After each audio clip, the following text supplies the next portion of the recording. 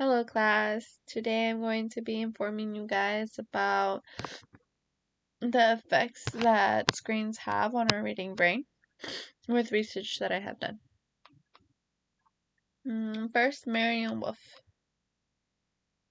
She is a professor of education at UCLA. She has learned about the reading brain development, and based on that, she wrote Our Deep Reading Brain and Its Digital Evolution Post Questions.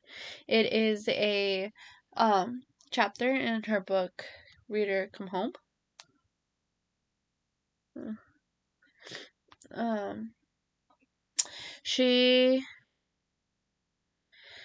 With modern imaging technology, Wolf learned that once we learn new information, the brain forms a new circuit that connects some of the brain's original structures when reading an unprinted word. The brain thinks deeply and will reflect. Once we decode the text, we are given that ability to think new thoughts of our own. The generative core of the reading process bone and the reading in digital form, readers will have neither the time nor the motivation to think through the possible layers of the meaning, and this is because the reader takes so much information within nanoseconds, which loses the meaning of deep reading. Wolf says, for it is within these moments and these processes in our brain that we might reach our own important insight and breakthrough. Second, Matt Richel.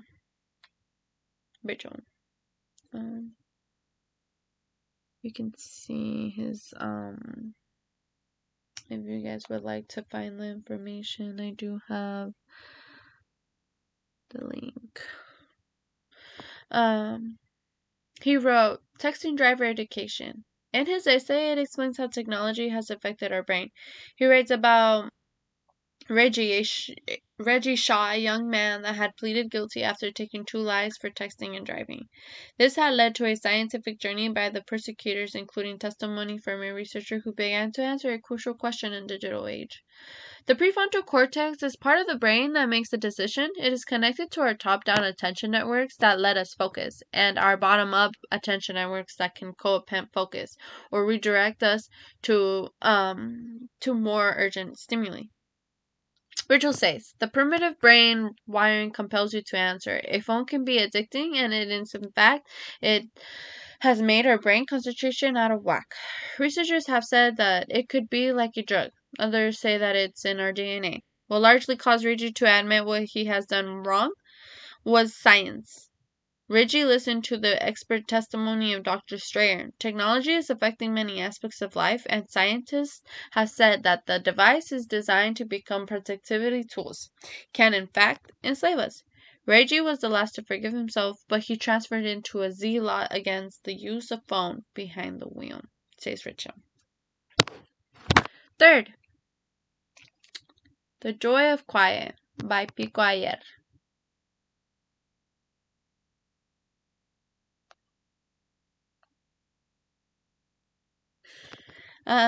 He writes about how getting away from technology is beneficial.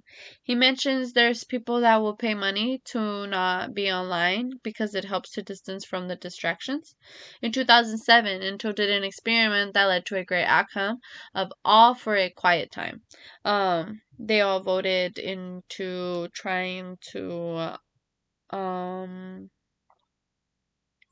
it's a really long process that they did that he explained it, and if you would like to know, his information is right there. But they voted for quiet time, and until made it into like the rule, I believe it was that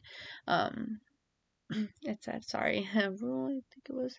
But, majority of Americans spend most of the day on technology. Researchers have said that people are on sites for less than 10 seconds.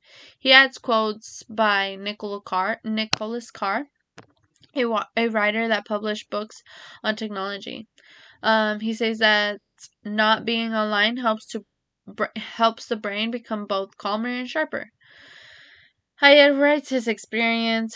He says, nothing makes me feel better, cleaner, and happier than being in one place observed in a book, a conversation, a piece of music. But reading deeply, it is when you engage in what you are reading, getting to the level of understanding the author's writing.